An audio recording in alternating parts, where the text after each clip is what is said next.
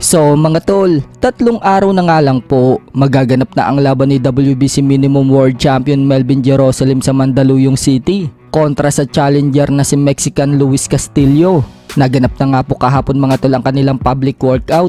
Bagamat payat itong makakalaban ni Jerusalem mga tol, mukhang malakas din itong sumuntok. Madidiin po kasi ang mga binibitawan niyang suntok. So mukhang makikipagtototo ito kay Jerusalem mga tol. Kilala natin ang mga Meksikano mga tol na hindi umaatras. Mukhang mapapalaban dyan ang pambato natin mga tol.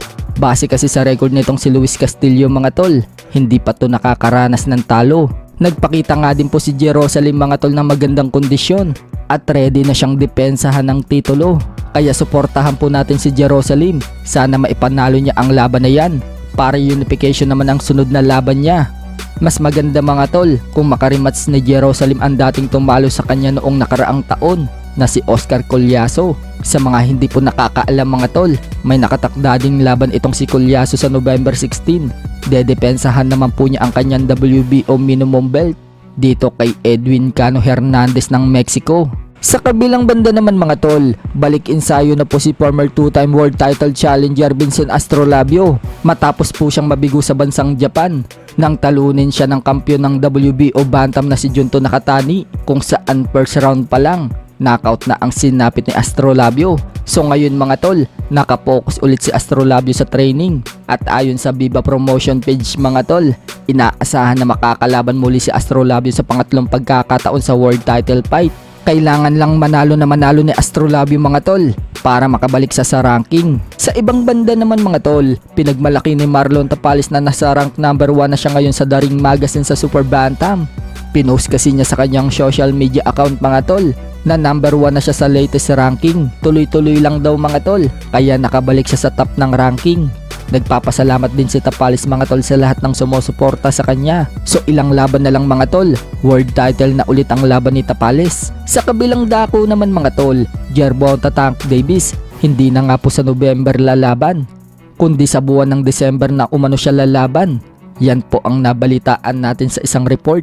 Pero wala pa pong binabanggit mga tol kung sino ang makakalaban ni Tank Davis. Si Vasily Lomachenko nga dapat ang makakalaban ni Tank Davis ngayong November, subalit umatras po itong si Lomachenko. Kaya ngayon, naghanap sila ng kapalit at naurong pa ang petsa ng laban ni Tank Davis. Sa ngayon mga tol, tuloy-tuloy ang pagpapakondisyon ni Tank Davis. Sa iba pang balita mga tol, dating tinalo ni former 3 Division World Champion Janrel Casimero na si former World Champion Pedro Guevara.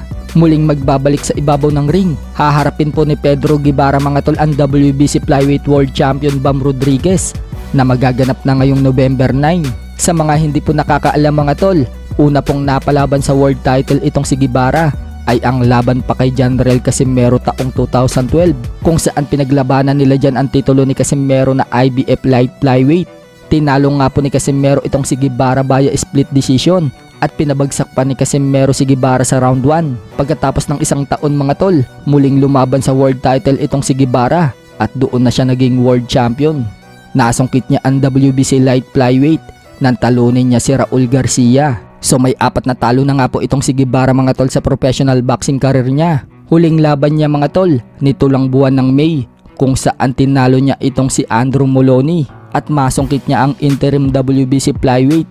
Pagkakaalam natin mga tol, hawak na rin ni Sean Gibbons itong si Pedro Guevara. Sa ngayon mga tol, sobrang layo na ng agwat ng timbang ni Casimero dito kay Guevara. Lumalaban sa flyweight division si Guevara, habang si Casimero mga tol, lumalaban na sa super bantamweight division.